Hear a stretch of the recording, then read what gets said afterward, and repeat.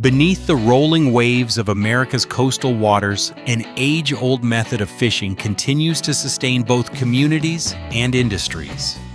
This is the story of trap and pot fishing, a technique that combines patience, craftsmanship, and modern technology to capture millions of fish caught and crabs every year. Imagine a simple but ingenious design, a three-dimensional cage of wire or wood, built with entrances that allow sea creatures to swim in, but make escape nearly impossible. Once bait is secured inside the trap, becomes irresistible. Fish, crabs, or lobsters follow the scent, enter willingly, and wait until the fishermen return. From the surface, only a buoy marks the line where the pot is resting quietly on the seafloor. Across the U.S. coastline, from the rocky waters of Maine to the estuaries of Chesapeake Bay and the deep Atlantic, this practice is both an art and a science. Fishermen set their pots individually or in long rows called strings, sometimes stretching hundreds of meters. These can be deployed at shallow depths of just a few feet or lowered down to more than 2,000 feet, where cod and crabs patrol the cold, dark bottom. On deck, each trap is carefully prepared. The bait, often oily fish, like herring, menhaden, or even chicken necks, is secured inside small cages within the trap. The scent drifts through the water, creating a chemical trail that can lure animals from surprising distances. Once the pots are dropped, the waiting begins. Depending on the region and target species, they might soak for a single night or remain underwater for over a week. When the crew returns, the hauling begins. Hydraulic winches pull up the heavy ropes dripping with seawater. As the trap surfaces, excitement spreads across the deck. Inside, crabs scuttle and claws click against the wire, while cod thrash against the sides in bursts of silver. Each successful haul can bring dozens of creatures at once, enough to fill baskets and bins within minutes. But not everything is kept.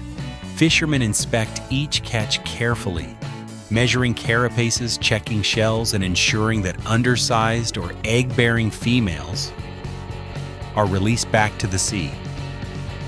These conservation rules are critical, ensuring that populations remain stable and that the tradition of pot fishing continues for generations. But as simple as trap fishing may sound, the reality beneath the waves is far more complex. The ropes and lines that connect traps to surface buoys stretch vertically through the water column, and these can create hidden dangers for marine life. Leatherback turtles, for instance, sometimes become entangled when they swim past wrapping the ropes around their flippers or necks. Large whales, humpbacks, fin whales, even the critically endangered North Atlantic right whale have been known to collide with pot gear. When this happens, a single line can cut deep into their skin, leaving wounds that lead to infections, or worse, prevent them from surfacing for air. To minimize these risks, fishermen and scientists have been working together to redesign gear. One improvement is the use of breakaway links, weak connectors built into the rope that snap under the force of a struggling whale, freeing the animal while preserving most of the gear. Another solution has been switching from floating ground lines which arc up into the water column to sinking ground lines that rest quietly on the seafloor, keeping the ropes out of the way of passing whales. These adjustments may sound small, but they have already helped reduce entanglement incidents in key fisheries across the Atlantic. Meanwhile, innovation is reshaping the way traps are used. Traditional pots were built from wood, heavy and cumbersome to handle. But today, most are made from plastic-coated wire frames that last for years and resist corrosion from seawater. Many are fitted with escape vents, small rectangular slots that allow undersized crabs and fish to slip out. This ensures that only legally sized catches are kept, while young populations continue to grow. In some regions, regulations even require biodegradable panels made of steel rings or natural fiber.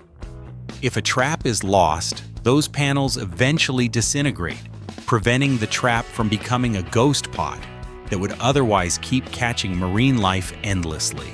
But beyond conservation, traps also offer fishermen unique advantages. Compared to gill nets or long lines, which can injure or kill non-target species, pots are considered low-impact and fuel-efficient gear. They sit passively on the seabed, attract the intended catch, and are less damaging to the environment than dragging heavy trawls across the ocean floor. This makes them a preferred method for small-scale fisheries and communities that rely on sustainable harvests. When the harvest season peaks, the real drama begins on deck. Before sunrise, fishermen gather their gear, each buoy marked with distinctive colors and patterns that identify ownership. A steel gaff hooks the floating marker, and the rope is fed into a hydraulic hauler, a motorized winch designed to pull traps from depths of up to 600 feet.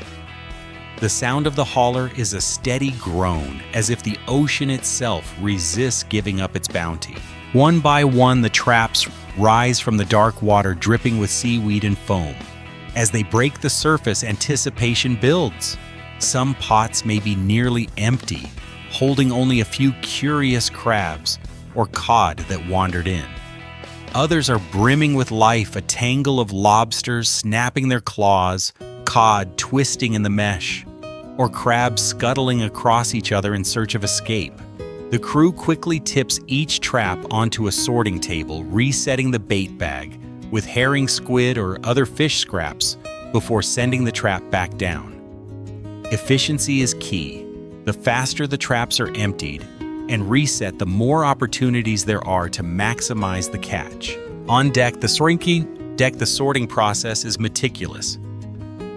Fishermen measure lobsters carefully with a metal gauge to ensure they meet minimum legal size. Undersized animals and egg-bearing females are released immediately back into the sea. Crabs are checked for shell hardness, as soft-shell crabs are considered too fragile to keep. Cod and other finfish are sorted by size, with only market-ready specimens kept in iced bins. Everything is done with precision, because violations can lead to heavy fines, but more importantly, sustainability ensures future harvests.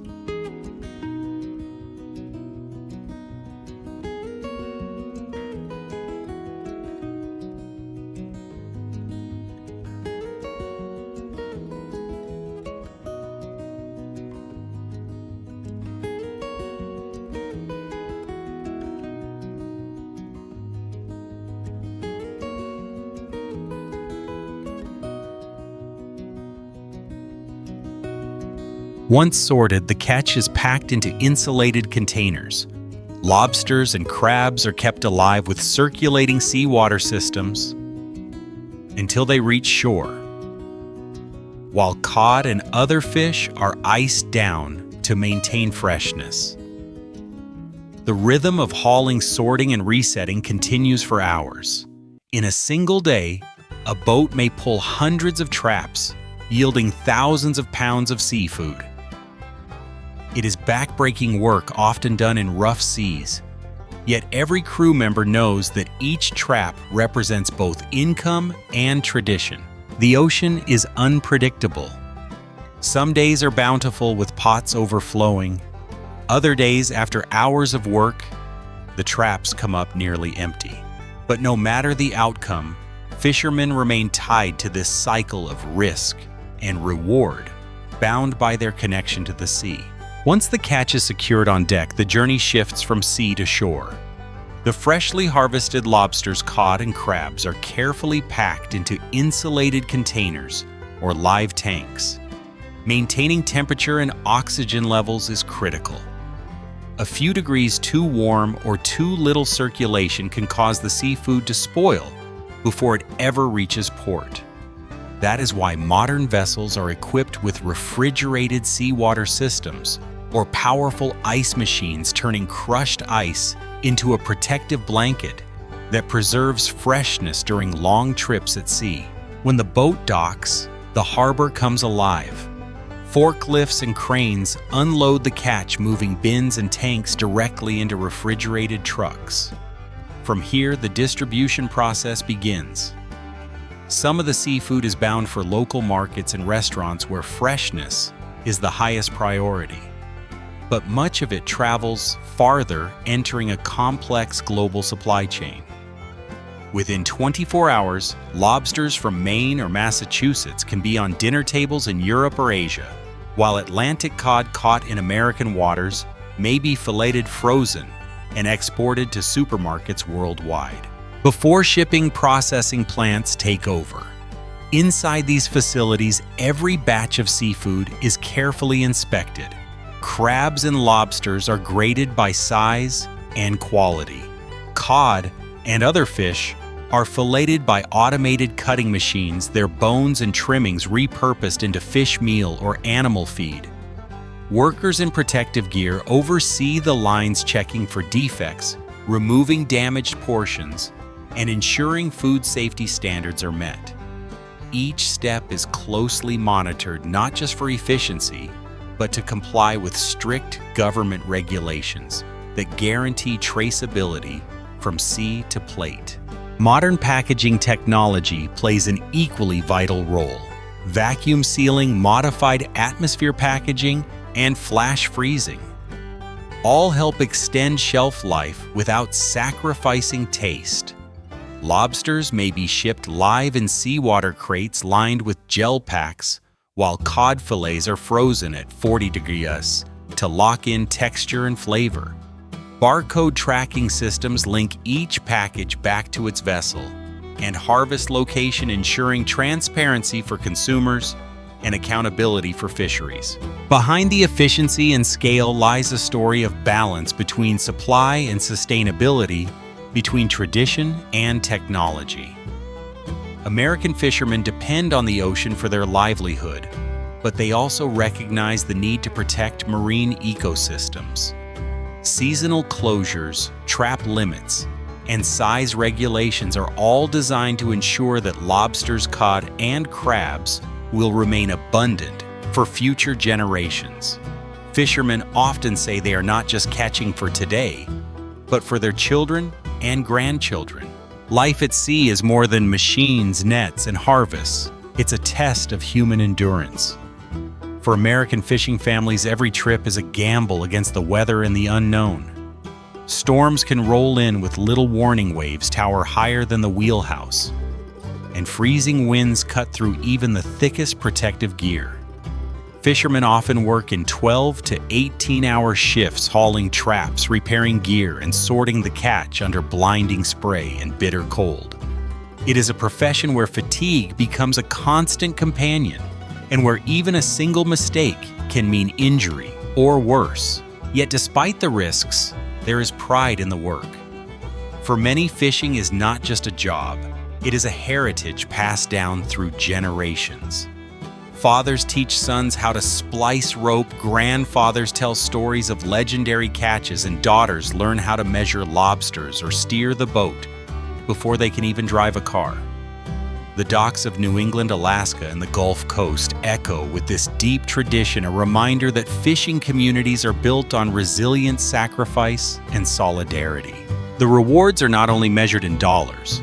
Bringing home a full catch means putting food on tables around the world, fueling industries that stretch from seafood restaurants in New York to street markets in Tokyo. Every lobster tail on a plate, every crab leg in a boil, every cod fillet in a supermarket freezer carries with it the fingerprints of countless fishermen who brave the ocean to deliver it. In recent years, technology has changed much about the trade. GPS tracking reduces wasted time. Searching for catch sonar systems help locate schools of fish, and hydraulic haulers make it possible to lift traps that once took brute strength. But even with these advances, the essence of the job remains the same. Long hours, harsh conditions, and the determination to wrest a living from the sea.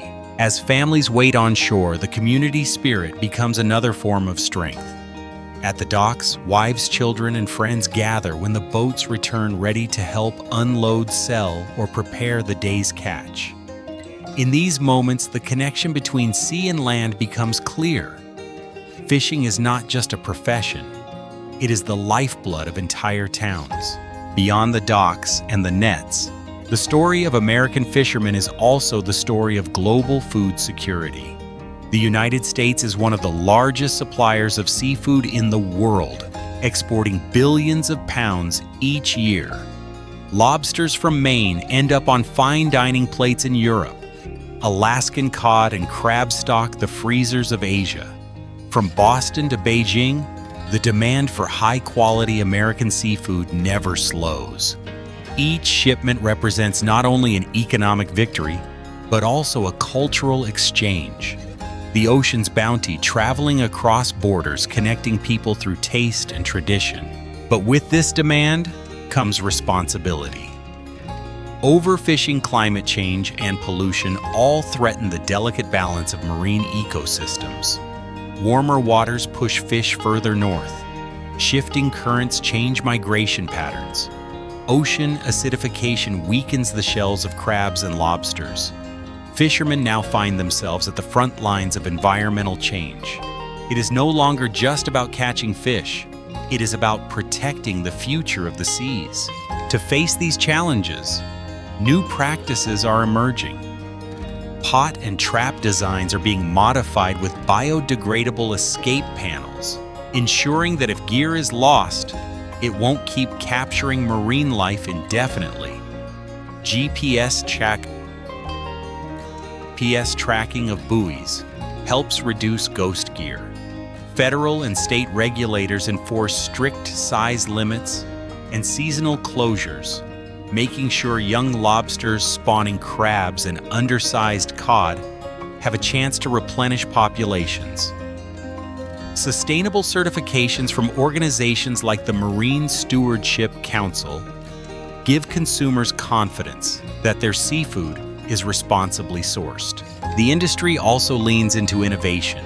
Aquaculture farming seafood onshore or in controlled ocean pens is supplementing wild catches, reducing pressure on natural stocks. Data-driven systems using AI and drones now monitor fish populations in real time, giving regulators and fishermen better tools to balance yield with conservation. Many boats are adopting hybrid engines to cut fuel use, reducing their carbon footprint while saving money. And yet, for all the science and policy, the core of fishing remains deeply human. It is the grit of crews hauling traps in icy waters, the patience of waiting through days with empty nets, the joy of seeing a deck gleaming with silver when the catch is good. It is a way of life where every voyage is uncertain, but every haul, no matter how big or small, carries meaning. As the sun rises over the Atlantic or sets over the Pacific, American fishermen continue their age-old partnership with the sea. Their labor brings nourishment to millions and keeps traditions alive that stretch back centuries. And while the ocean will always test them, it also rewards their courage with the very food that sustains communities around the world. From the first settlers who pulled cod from the icy banks of New England to the high-tech fleets of today, American fishing has always been more than an industry. It's a heritage. Generations of families have built their livelihoods on the ocean's edge. Fathers taught sons how to tie knots. Mothers managed the docks and accounts. And children grew up with salt in their hair and the sound of gulls above. Even now in ports from Gloucester to Seattle, you'll find boats proudly bearing the names of grandparents, carrying on a legacy of resilience and community. Yet this way of life is evolving. The pressure of feeding a growing global population means demand for seafood is climbing each year. In 2025 alone, U.S. commercial fishermen are projected to land billions of pounds of seafood worth more than $5 billion at the dockside. Behind those numbers lies a vast and coordinated effort. Fleets of boats, processing plants, transport trucks, and international trade agreements. The catch doesn't just serve American dinner tables. It fuels restaurants in Tokyo, markets in Paris, and street food vendors in Lagos. Still, the ocean is not limitless. Scientists warn that unchecked exploitation could push fish populations past recovery. That's why American fisheries are often highlighted as models of regulation, with quotas, closed seasons, and habitat protections. These measures are not easy. They mean fishermen sometimes must leave nets empty, return home early, or invest in new gear. But they also mean there will be fish tomorrow and in the years after. At the same time, technology is transforming the very nature of fishing. Once finding a school of cod meant relying on instinct, experience, and the reading of waves. Today, sonar imaging can map shoals in 3 dimensions. Satellites track ocean temperatures, revealing where tuna or crabs might move. On deck, hydraulic haulers and automated sorting lines take much of the back-breaking labor out of hauling pots. Even drones and underwater robots are beginning to scout conditions ahead of fleets, extending the human eye deep into the sea. Despite these advancements, one truth remains: every voyage is a gamble. The sea offers no guarantees. One day the pots come up heavy with lobsters, the next they're nearly empty. A sudden storm can turn triumph into tragedy. But it's precisely this uncertainty that forges the unique bond between fishermen and the ocean. They respect its power, fear its wrath, and yet depend on its generosity. So when you bite into a crab cake, savor a lobster roll, or enjoy a plate of cod, you're tasting more than seafood. You're tasting centuries of tradition, the risk and resilience of coastal communities, and the relentless spirit of those who venture into the deep blue.